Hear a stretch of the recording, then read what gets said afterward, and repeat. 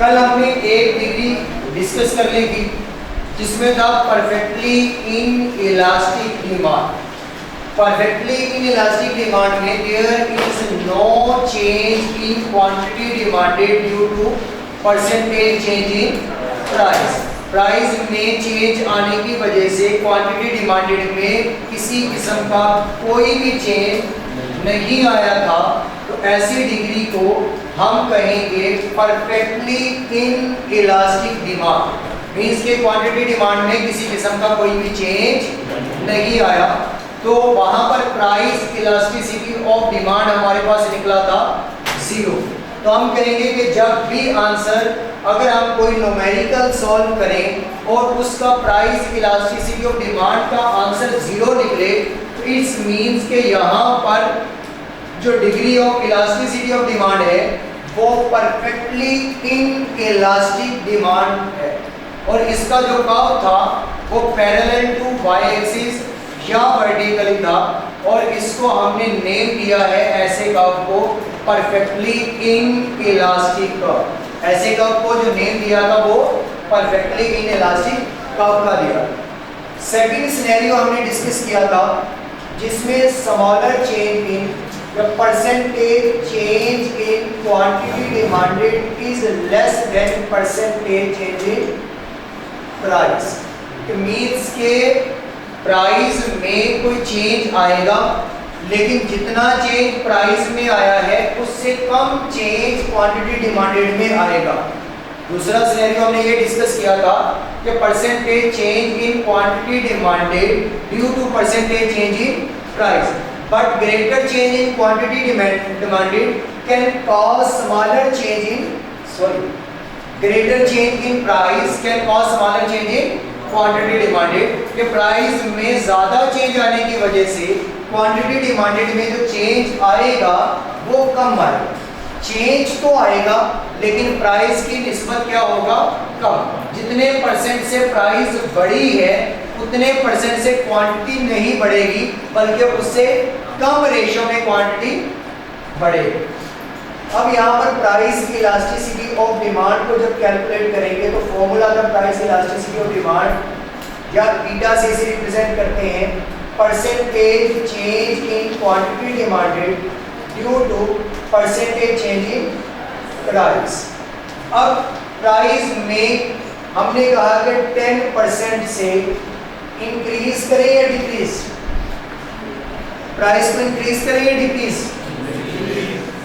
Increase करें तो मैंने तो एरो लगाना, तो क्वांटिटी डिमांडेड क्या हो जाएगी, डिक्रीज। लेकिन जिस रेशो से प्राइस बढ़ी है उससे कम रेशो पे क्वांटिटी क्या होगी, डिक्रीज होगी। मींस कि यहाँ पर 10% से प्राइस क्या हुई, इंक्रीज हुई, तो क्वांटिटी डिमांडेड डिक्रीज होगी प्राइस के इंक्रीज होने की वजह से ड्यू टू डिमांड। क्योंकि डिमांड में हमने पढ़ा कि प्राइस बढ़ेगी तो क्वांटिटी डिमांडेड कम होगी। अब प्राइस 10% से इंक्रीज हो रही है, मींस कि अगर पहले 100 प्राइस थी तो अब 110 हो जाएगी, और पहले जितनी क्वांटिटी 50 थी अगर, तो वो 55 तक नहीं होगी। मींस कि उसका 10% नहीं बढ़ेगी बल्कि उससे कम रेशो में डिक्रीज होगी। तो यहाँ मैं कह देता हूँ कि 8% क्या है। अब अगर देखा जाए तो क्वांटिटी डिमांडेड में डिक्रीज कम रेशो में और प्राइस में इंक्रीज ज्यादा रेशो में। तो अगर इसका आंसर निकालें तो क्या निकलेगा जी, जी 0.8। अब ये प्राइस इलास्टिसिटी ऑफ डिमांड निकली है 0.8, मींस थीटा या प्राइस इलास्टिसिटी ऑफ डिमांड बराबर है 0.8 के। हम ये कह सकते हैं कि ये लेस देन 1, या ये कह सकते हैं कि ये 0 से ग्रेटर है और लेस देन 1। तो जब आपके पास प्राइस में चेंज तो आए लेकिन जितना चेंज प्राइस में है उससे कम चेंज आए, तो तब जो प्राइस इलास्टिसिटी ऑफ डिमांड का आंसर निकला करेगा वो 0 से ग्रेटर, मींस के 0.1, 0.2, 3, 4, 5, 6, 7, 8, 9 या 0.99 वहां तक निकलेगा। लेकिन 1 से क्या रहेगा, लेस रहेगा। पहली डिग्री पढ़ी हमने परफेक्टली इन इलास्टिक डिमांड जिसमें price elasticity of demand is equal to 0 था। अगर आंसर 0 के बराबर आएगा तो नेम क्या देंगे उस डिग्री को, परफेक्टली इन इलास्टिक डिमांड। अगर आंसर 0 से ग्रेटर और 1 से लेस होगा तो फिर हम उस डिग्री को नेम देंगे लेस इलास्टिक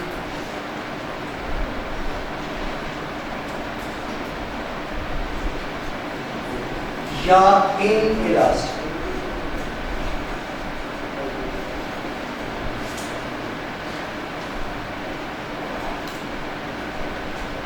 लेस इलास्टिक या इन इलास्टिक। पहला केस था परफेक्टली इन इलास्टिक की किसी किस्म का कोई भी चेंज नहीं आया तो हमने उसे परफेक्टली इन इलास्टिक का नेम दे दिया था।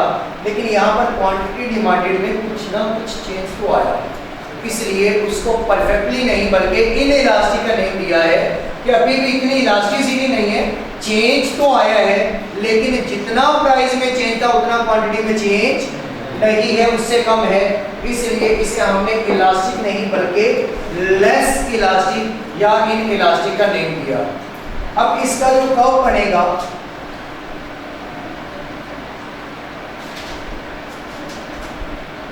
प्राइस और क्वांटिटी,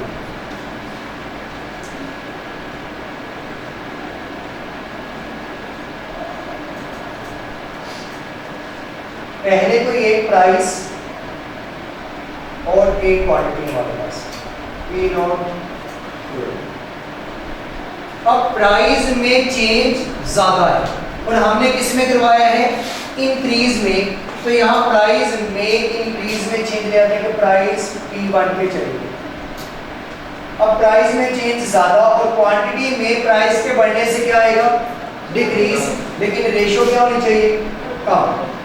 अब यहाँ पर प्राइस और अब प्राइस में चेंज ज्यादा है और इंक्रीज में है, क्वांटिटी प्राइस के बढ़ने से क्या हुई, डिक्रीज, लेकिन रेशो उसकी क्या है, कम। तो प्राइस में इंक्रीज ज्यादा और क्वांटिटी में डिक्रीज, प्राइस की निस्बत कम। तो अगर अब इनका कर्व हम जो है वो बनाएं दो पॉइंट को मिला के तो ये कर्व कुछ इस शक्ल का बने। तो है तो ये भी डिमांड का ही कर्व, लेकिन इस कर्व को हम शार्प या जो है फ्लैटर कर्व कहें, सॉरी शार्प या स्टीपर। तो जो इन इलास्टिक या लेस इलास्टिक का कर्व होगा वो शार्प कर्व या स्टीपर कर्व उसका नेम दिया गया। कल वाले कर्व को हमने नेम दिया था इन इलास्टिका या वर्टिकल यानी कि पैरेलल टू वाई एक्सिस, लेकिन जहां पर शार्प या स्टीपर कर्व आपको नजर आएगा तो इसका मतलब ये होगा कि क्वांटिटी में माइनर सा चेंज आया, प्राइस में बहुत ज़्यादा चेंज आया। प्राइस में बहुत ज़्यादा चेंज होने की वजह से इंक्रीज में, क्वांटिटी में डिक्रीज आया है और क्वांटिटी में जो चेंज है वो बहुत कम है, तो जो कर्व बना वो स्टीपर है। तो ये आपके पास क्या होगा, लेस इलास्टिक का कर्व होगा। अगर इसकी एग्जाम्पल देखी जाए तो एग्जाम्पल में आएगी बेसिक नेसेसिटीज ऑफ लाइफ, ज़रूरियात ज़िंदगी। मीन्स के प्राइस के बढ़ने से इनकी अगर क्वांटिटी डिमांडेड कम भी होती है तो वो उतनी रेशो से नहीं होगी जितनी रेशो से प्राइस बड़ी है।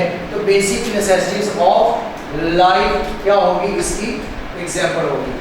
और अगर प्राइस डिक्रीज कर दें तो क्वांटिटी डिमांडेड क्या हो जाएगी, इंक्रीज, लेकिन जितनी रेशो से प्राइस कम हुई है उससे ज़्यादा रेशो से क्वांटिटी डिमांडेड इंक्रीज नहीं होगी, बल्कि अगर वो इंक्रीज भी होगी क्वांटिटी डिमांडेड तो कम रेशो से होगी। उसकी रीज़न यही है कि बेसिक नेसेसिटीज ऑफ लाइफ जो है, ज़रूरियात ज़िंदगी, वो बढ़ती हुई या कम होती हुई कीमत के साथ आप थोड़ा सा ही उसे बढ़ा या कम कर सकते हैं। ऐसा नहीं होगा कि अगर चीनी मार्केट के अंदर उसकी प्राइस सस्ती हो गई है, अब वो प्रोडक्ट सस्ती है तो क्या आप वो पूरे साल की स्टॉक करके रख लेंगे, नहीं, आप क्वांटिटी को बढ़ाएंगे सही। पहले अगर आप 10 केजीज लेके आते थे तो आपकी बार 15 केजीज ले आएंगे या 20 केजीज ले आएंगे, लेकिन ऐसा नहीं होगा कि आप पूरे एक साल की इकट्ठी ले आएंगे। अब तो प्राइस कम हुई है तो ये तो इस्तेमाल होती रहनी है तो अभी इतनी ज़्यादा ले आए, ऐसा नहीं होता। इसी तरह आटा है, उसमें भी जो पहले 10 केजी लेके आते थे तो अब कम प्राइस हुई होगी तो 10 के बजाय क्या कर लेंगे 15 केजी ले आएंगे, लेकिन वो पूरे साल का एक साथ ला के स्टॉक नहीं करेंगे। इसकी जो एग्जाम्पल होगी वो basic necessities of diet.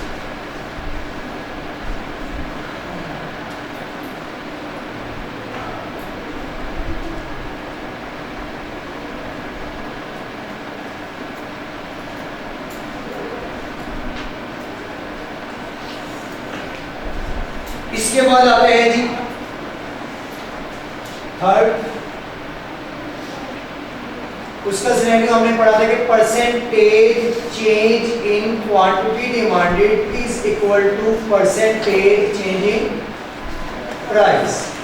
Percentage change in quantity demanded is equal to percentage change in price. जितना चेंज प्राइस में आएगा उतना ही चेंज परसेंटेज में किसमें आ जाएगा, क्वांटिटी डिमांडेड में आएगा। अगर तो प्राइस 10% से इंक्रीज करेगी तो प्राइस के इंक्रीज होने से क्वांटिटी डिमांडेड डिमांड होने की वजह से डिक्रीज हो जाएगी, तो वो भी 10% से ही डिक्रीज होगी। तो मीन्स के इक्वल रेशियो से दोनों में चेंज आएगा। अगर हम यहाँ पर प्राइस इलास्टिसिटी ऑफ डिमांड देखना चाहें तो percentage change in quantity demanded due to percentage change in price. 10% से प्राइस बढ़ गई तो 10% से ही क्वांटिटी डिमांडेड कम हो गई, तो आंसर क्या होगा 1। अगर answer price elasticity of demand को कैलकुलेट करते हुए निकला है 1, तो वो क्या कहलाएगा, 1 किसको कहते हैं, हाँ यूनिट को, तो उसे यूनिट इलास्टिक या यूनिटरी इलास्टिक कहा जाएगा।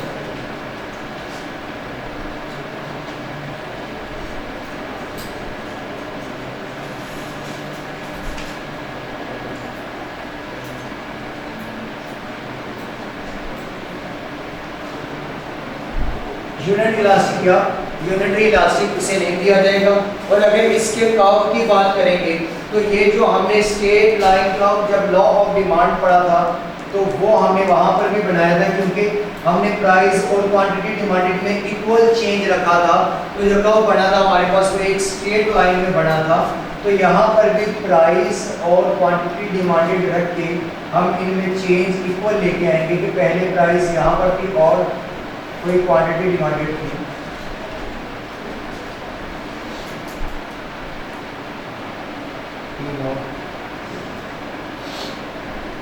अब प्राइस को कर दिया कम, इक्वल रेशियो से हम प्राइस को कर देंगे कम, तो प्राइस की 1 प्राइस कम तो क्वांटिटी डिमांडेड क्या हो जाएगी, ज़्यादा हो जाएगी। प्राइस के कम होने से क्वांटिटी डिमांडेड ज़्यादा होगी, तो यहाँ पर प्राइस कम तो क्वांटिटी डिमांडेड ज़्यादा।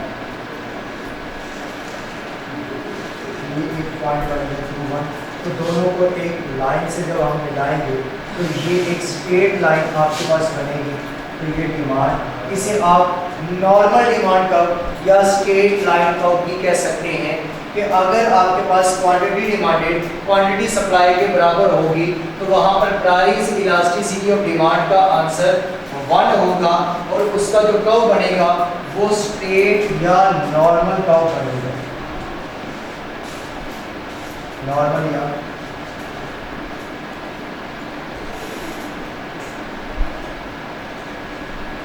स्ट्रेट लाइन का, और इसकी जो एग्जांपल होगी वो नॉर्मल रूल्स की।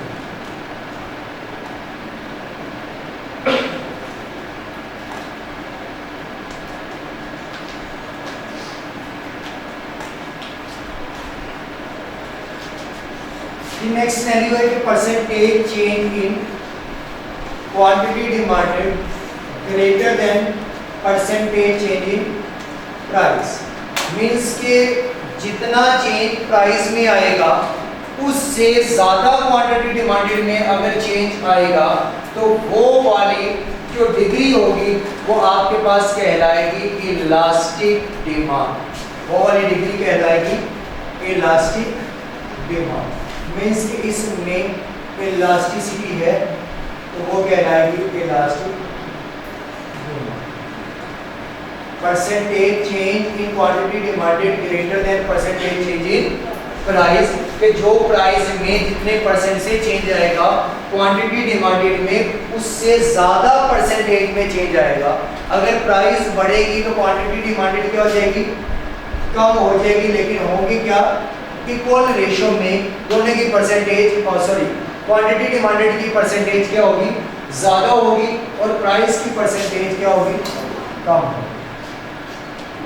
प्राइस इलास्टिसिटी ऑफ डिमांड अगर कैलकुलेट करें न्यूमेरिकली तो percentage change in quantity demanded due to percentage change in price, तो यहाँ 12%, यहाँ 10%, आंसर 1.2।